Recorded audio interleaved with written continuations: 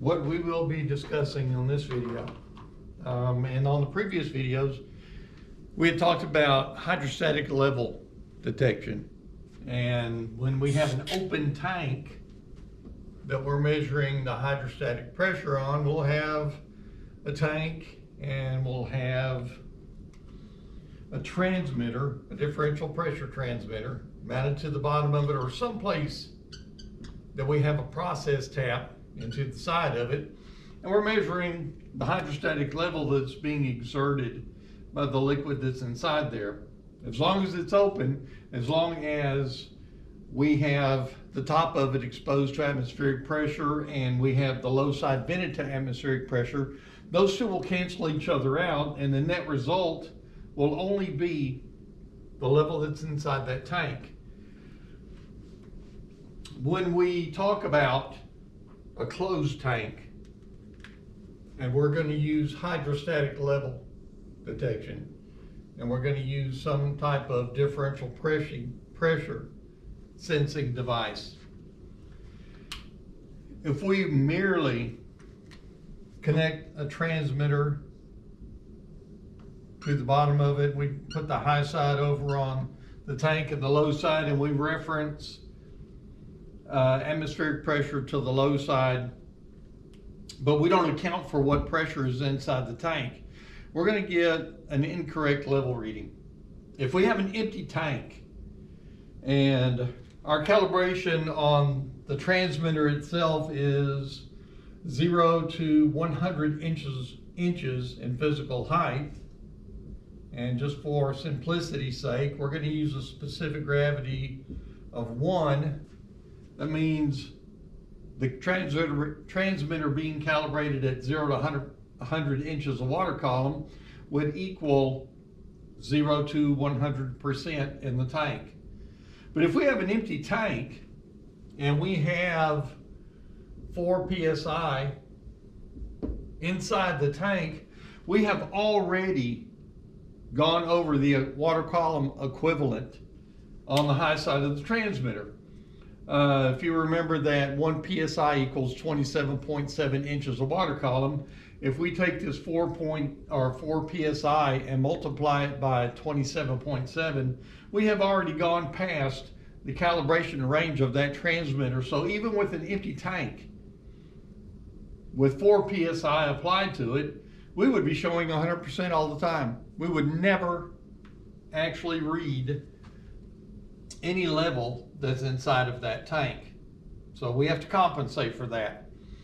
The way that is done is we have to use a pressure tap coming from the top of the transmitter down to the low side, or top of the tank down to the low side of the transmitter. This will account for any pressure that's inside of the vessel itself.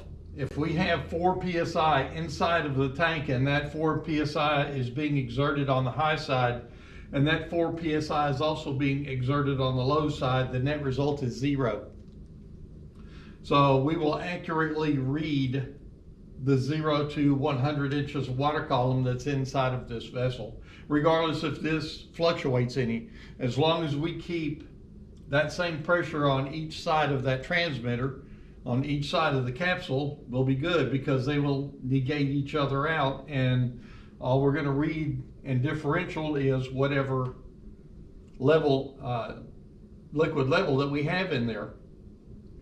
Now the problem with this is if we have an empty line, void of anything, we could start condensing whatever liquid is inside our vessel over into this leg over here, which is going to change the readings that we have. If we have an empty line and we start condensing a level up to about that point, almost 50% or a little over 50% of where our calibrated range of the transmitter is, this is going to exert a pressure on the low side, which is going to change how this transmitter reacts.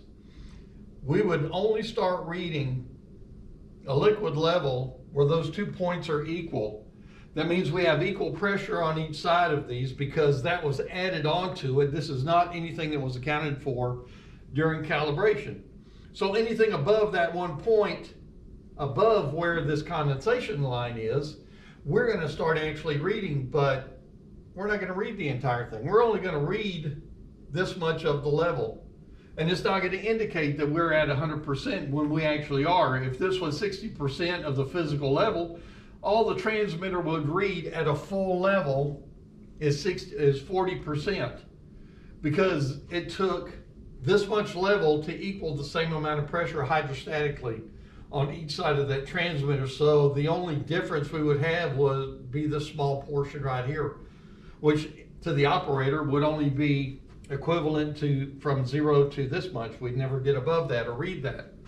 So to compensate for that, what we do is we will fill this line from top to bottom with a liquid that has a higher specific gravity than what's inside the tank. This will prevent condensation from building up in the line. If we have a material that has a specific gravity of 1.3, and we have 150 inches on this side physically from here to here, during our calibrations, not only would we have to put 0 to 100% or 0 to 100 inches of water column on the high side, but we would have to put the pressure that is equal to 150 times 1.3 static pressure on the low side. That's to accommodate for the hydrostatic pressure being in over here. This is an example of elevation. Elevation occurs when we have a pressurized tank and we have to compensate for that pressure in there on the low side.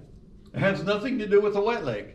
It could be an empty leg, but elevation is to compensate for that pressure that's being exerted inside of that tank, so we can null that out if we apply that on both sides of the transmitter itself.